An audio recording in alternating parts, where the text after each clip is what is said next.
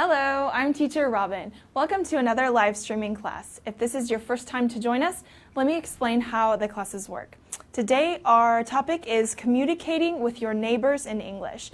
If you have a question during the class, write your question in the comments section and I'll answer it at the end of the class. I also have a few questions for you at the end of the lesson to practice what you've learned, and you can write your answers in the comments as well.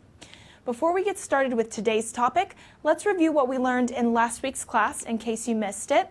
We talked about collective nouns, and then we talked about countable versus uncountable. So we defined what collective nouns actually are. So it's nouns that refer to a group like a herd, a choir, a mob. So these are all collective nouns.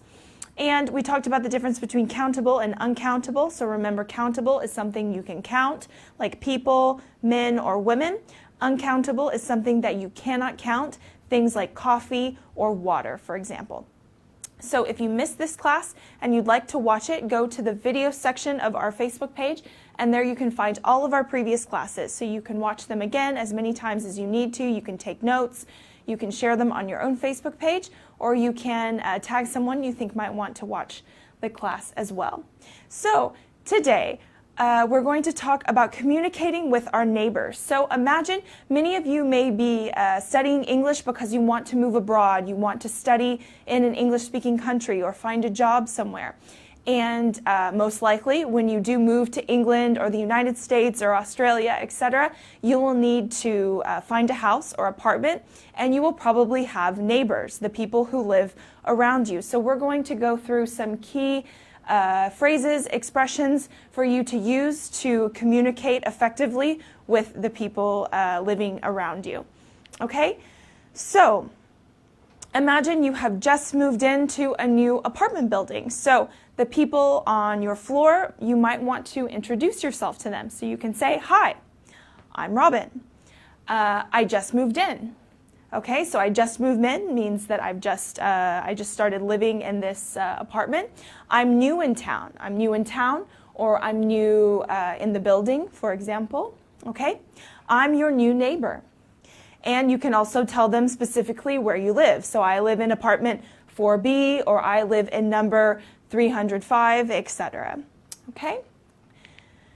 So if you want to welcome someone, imagine someone moves into your neighborhood or into your building and your common language is English, then you can welcome them to the community as well. So you can say, "Welcome to the building," or "Welcome to the neighborhood."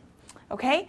Please let me know if you need anything, okay? So you can be friendly and you can make them feel welcome and make sure that they know that if they need something, they can just ask you. So you can say, "I'm just across the hall," "I'm just downstairs," "I'm just upstairs," for example. So you can tell them where you live so they know where to find you. Okay? Making small talk. So many times you might find your neighbors in the elevator together, or you might run into them in the street. And so you might want to start a conversation with them. So you can talk about the weather. Nice weather today, isn't it? For example. Or you can ask them about their family. How's your son? How's your daughter? How's your mother? How's your father? Etc. Did you have a nice weekend? Okay, you can find another live streaming on how to make small talk in the video section. So if you want to learn more about this topic and have an effective conversation with someone about casual kinds of topics, then you can find that in the video section as well. I see we have some people joining us today. Christian, Sakwi, Paul, Yud, Amos, and Mohammed. Sorry if I mispronounced anyone's name, but I'm happy that you're watching us. And please write your questions in the comments if you have any. Okay, asking for help. So help, not necessarily if you're in a dangerous situation, although it might be useful as well, but just imagine you run out of sugar. You might ask your neighbor, "Could I borrow a cup of sugar?" So remember, to borrow means that you're going to give it back later, but it's also just a nice way to ask someone, "Could you give me a cup of sugar or a glass of water or something small that you might need?" maybe you work during the day and you need to receive a package. So you can ask your neighbor, if it's maybe an older person who's at home during the day, would you mind signing for a package for me tomorrow? Okay, so this is something that is very common to ask of your neighbors. If you have a delivery, they could sign for it for you. Can I give you a spare key? So if you get locked out of your house, it's always a good idea to give a neighbor, someone that you trust, a spare key. So an extra set of keys just in case. That way you can easily get back into your house if you get locked out. Okay? What if you have a problem, or what if you need to ask your neighbor to stop doing something, or something that's bothering you maybe? You might say, would you mind lowering the volume of your music? So this would you mind is kind of a nice way to ask someone to do something. So imagine you have some neighbors who like to throw parties or who like to listen to loud music at night. You might kindly ask them, would you mind lowering the volume of your music? Okay?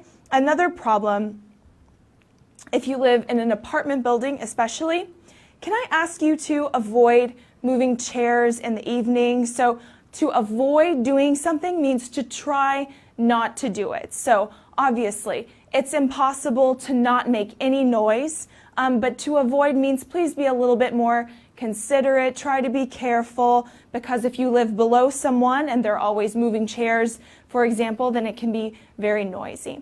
Okay? What if you have a leak in your apartment? What if you see water falling from the ceiling? You can say, could you check the pipes in your bathroom? I think there's a leak, okay? So it's important to know how to ask these things of your neighbors so you can establish a good relationship, and then when you do have a problem, then it's not a problem for you to go and tell them about it. Okay, now let's talk about the community. So if you live in an apartment building, then the other residents form the community. Or if you live in a house, then there'll be the neighborhood community, so all of the houses in one area.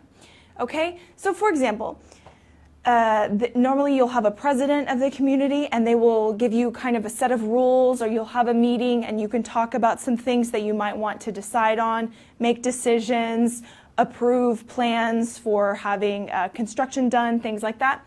Or they might say something like, please don't leave trash in the hallway, okay? So you should be considerate and take out your trash with you when you leave. Okay, so the please don't is a nice way of saying, remember that you shouldn't do this. Okay, always close the door when you leave. All right, this is something that if you live in an apartment, it's important to remember to make sure that the door closes behind you when you leave. Please park your bicycle in the correct zone. Okay, so these are some examples of things that you might discuss in a community, an apartment community meeting, or a neighborhood community meeting. Okay, so we've just done a short overview of neighborhood vocabulary, communicating with your neighbors, and now I'm going to ask you some questions because I want to get to know more about your neighborhood community. What is it like? So I want to know, write your answers in the comments. How many neighbors do you have? Okay. Are you friends with any of your neighbors? So do you know them well? Are you close with them? How would you tell your neighbor about a problem? Okay, write your answers in the comments. I see a few more people have joined. Nelly, Patty, Jair, Inadi, Zul, Arlette, and Arlette and Lisette, excuse me.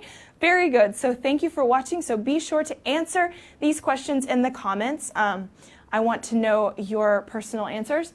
Okay, I'll tell you myself, how many neighbors do you have? I live in a building of 4 apartments, so I have 3 other families living in my building with me. Are you friends with any of your neighbors? We get along quite well, so I'm perfectly comfortable going and asking for a cup of sugar, to borrow something, etc.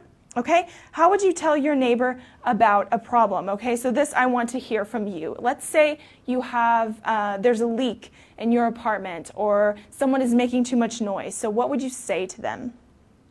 Okay, so as you are doing that, let me tell you more about the ABBA course. At ABBA, we have a complete course from beginners to business level featuring 144 units. Each unit starts with a short film, then you have a video class explaining the grammar, and then you have exercises to practice all of your skills, your reading, writing, listening, and speaking skills, okay? So if you want to join our course, you can go to our website. There you can sign up first as a free student. If you want to give it a try, you can have access to all of the video classes as well as the first unit of each level. And then if you decide you want to go premium, you'll have access to all of the course content and you'll be assigned a teacher like me who you can write to anytime you have a question. So in addition to our course, we have many other resources for you to practice your English. We have our blog, which is our ABBA journal. So there you can find articles about English for business, grammar, travel, all kinds of good topics. So check that out. We are on all of the social media networks. So obviously Facebook, we're also on YouTube, Instagram, and Twitter. So you can find even more short videos and grammar explanations on our other social media networks. So check those out so you have plenty of opportunities to practice your English with us here at ABBA. So now let's see who is joining us and what questions or comments you have. Okay, Yuyud says, is it okay to bring some fruit to my neighbor as an initiation? So by initiation, you probably mean an introduction. That is great. That's a great idea. And that's very common, actually. If someone is new in the neighborhood, normally the neighbors bring something to them. But if you're new and you want to bring something like fruit or like, I don't know, a cake or a pie or some sort of cookies or treats, then that is a really great way for you to introduce yourself to your neighbors. And if they're really good, they might even ask you for the recipe. So well done, Yuyud. That's a really good suggestion, okay? Paul says, why did you write neighbors without you? Excellent question. Okay, so neighbors, N-E-I-G-H-B-O-R-S, as you've seen on the screen, is actually American English, and neighbors with the U-B-O-U-R-S is British English. So that's important to remember. Many spelling differences from the O to the OU. This occurs a lot between American English and British English. So thank you, Paul, for bringing that up. If there are no other questions, then I invite you to keep participating in the comments, and I'll keep looking at your comments after the live class is finished, and I'll be happy to get back to you later on. So next time, we're going to be talking about sentence connectors, okay? So if you don't know what these are, then please tune in next week and find out more about this topic. So I hope that this class has been useful for you today. I hope you now feel more confident in communicating with your current neighbors or with the future ones you will have when you move to an English-speaking country. So I hope that you can join us next week, and I hope you have a great rest of your day. So take care, and we'll see you next time. Bye.